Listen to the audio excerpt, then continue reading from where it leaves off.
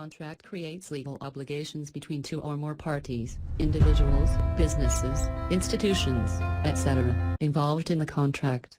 Contracts are agreements to exchange something of value, usually goods or services, that are enforceable in court.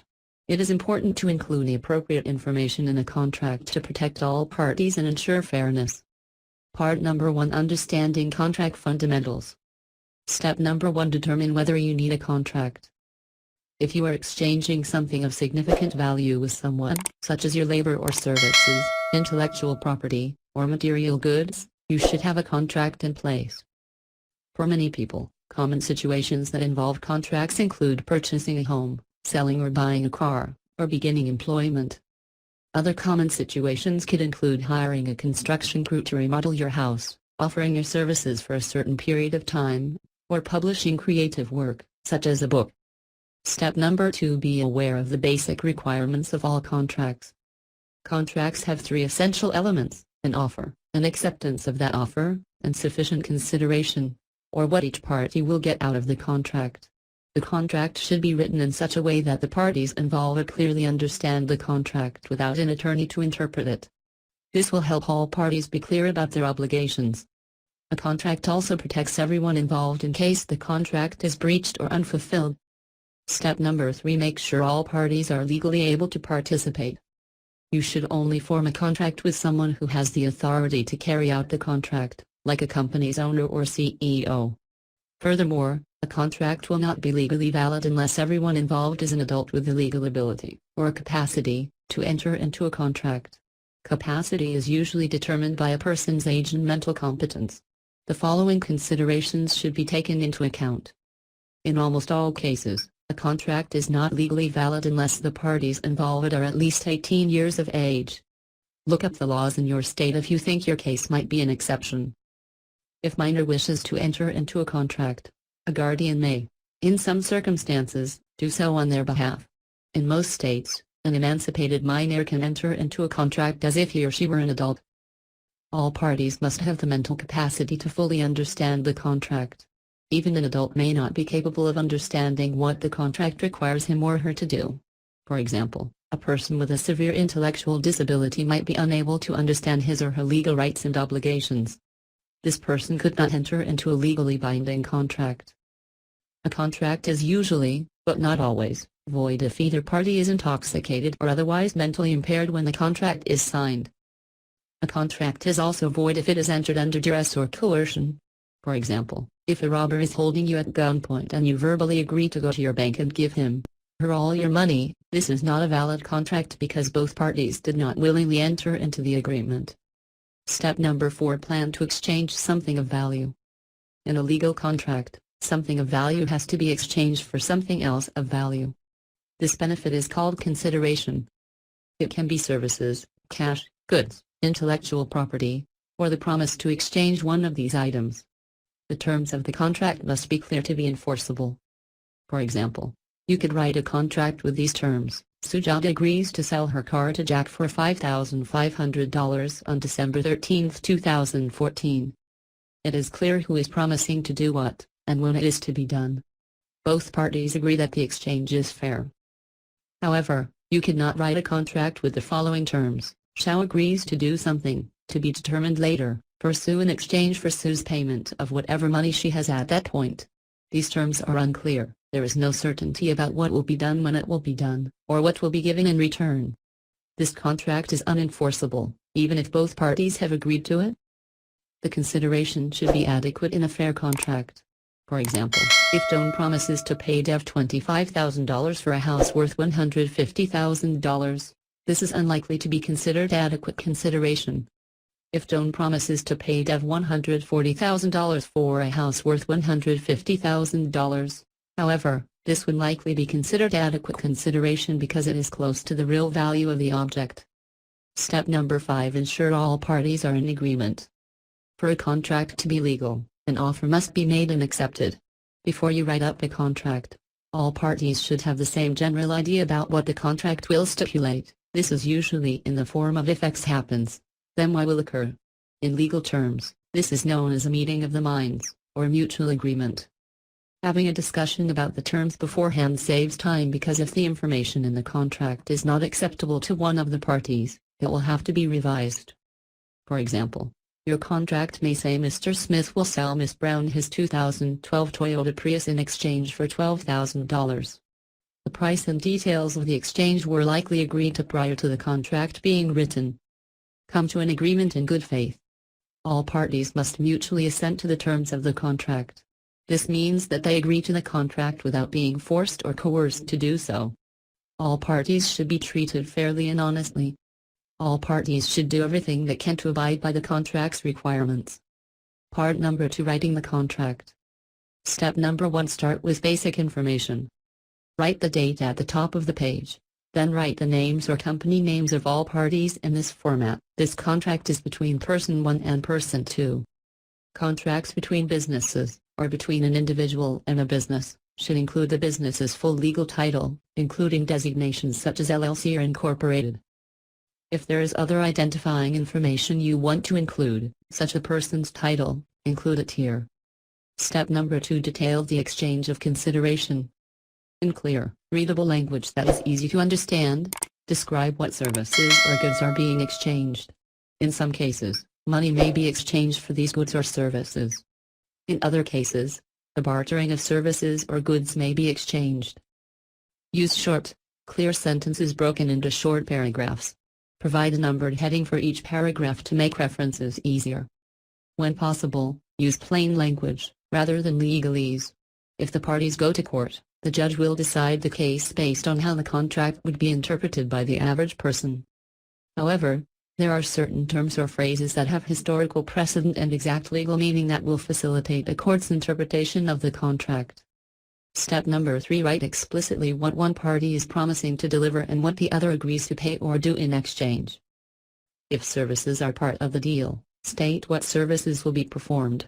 Specify who will perform the services, for whom, where, when, for how long, and for what consideration. For example, you could write a contract with these terms: Jane Smith agrees to copy edit 300 pages for ABC Publishing by August 3, 2013, for a flat rate of $2,000, to be paid in full within 30 days of delivery.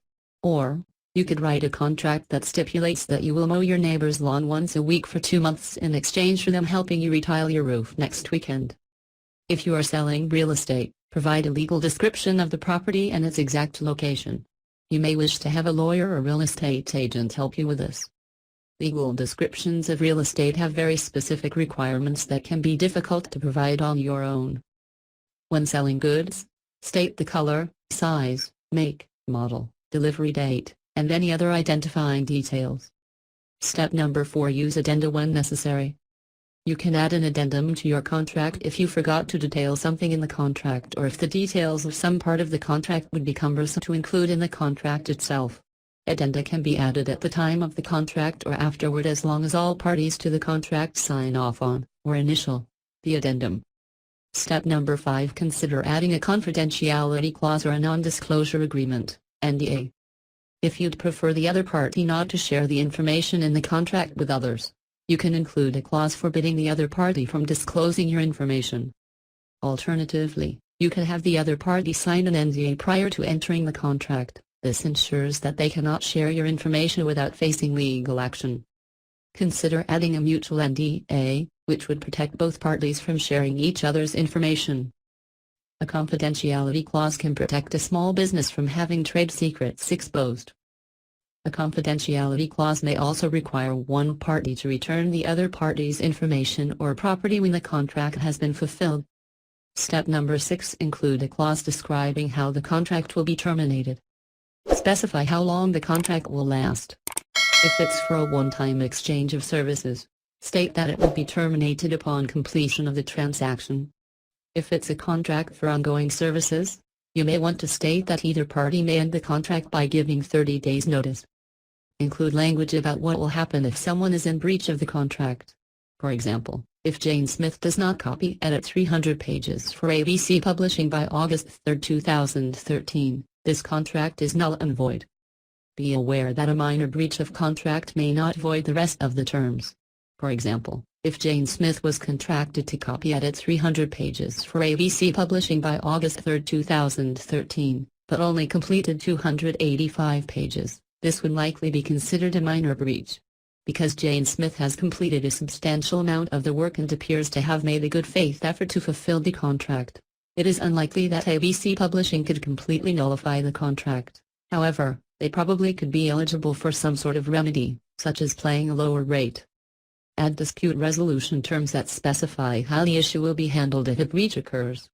Note who will pay attorney's fees and court costs and specify the jurisdiction of any court action, city or county and state. If the contract is for a small business, consider adding a mediation or arbitration clause, which is substantially less expensive and time-consuming than a court trial. Step number 7. Make sure the contract is in accordance with the law. Research which state and federal laws might pertain to the contract so you can ensure that it is legally enforceable. For example, if the contract controls a construction project for a government body, the contract will need a clause stating the contractor will not discriminate on the basis of gender, ethnicity, religion, or nationality. You cannot contract for illegal goods or services. These contracts are considered void, which means they were as if they never existed. Void contracts cannot be enforced and are not subject to remedies or damages.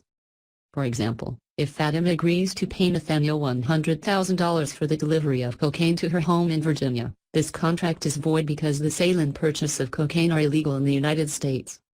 Illegal services also cannot be contracted. For example, if you hire a blackjack dealer to run a blackjack table in a state where gambling is illegal, this contract is void. Even if both you and the dealer agree to the terms, the service is illegal, and thus you cannot contract for it. Step number 8. Reserve the last page for the parties to sign and date the contract. Provide spaces for each name and space for the date the contract is signed. Part number 3. Executing the contract. Step number 1. Make an offer. When the contract is ready, send it to the other party to look over. The offer may be accepted or rejected as is. It is also common for the other party to respond with a counteroffer or changes that should be made before the contract is accepted. If you want to speed things along, you can include a date by which the contract should be signed, addressed, or rejected. Legally, the other party is obligated to respond within a reasonable amount of time. What counts as a reasonable amount of time is highly subjective, however. For example, if you are negotiating the terms of your employment with a company, they may require you to return your decision on their offer within a certain period of time, such as 2 weeks. You can revoke the offer rather than accept it. Once the offer is accepted, you have entered into a binding agreement. Step number 2. Negotiate until an agreement has been reached. It's common for the parties to go back and forth with changes to the contract until they are both satisfied with the terms and the language. Haggling over the payment is the most common form of negotiation. Specify the schedule and method of payments in the contract. You may want a single lump sum, a monthly payment, or a down payment and follow-up installments. Specify if payments should be made by cash or check or if you will accept credit cards. Other negotiations might include debating provisions in a contract. For example, consider that you are buying a house. You get the contract of sale, and it has a provision that requires you to forego a building inspection to purchase the house. You might send this contract back to the seller, or seller's agent, and request that this provision be removed. Step number 3. Sign the contract. When you and the other party are both in agreement that the contract is final, sign and date the contract and have the other party do so as well. Be aware that many companies use electronic signature services such as DocuSign or Adobe Document Cloud with eSign. These electronic signatures are used in place of a written signature and are legally binding. Keep a copy of the contract for your reference, and make sure the other party, or parties, has one as well. You may want to stipulate that the contract takes effect upon signing. In other cases, you may want the contract to take effect on a certain date.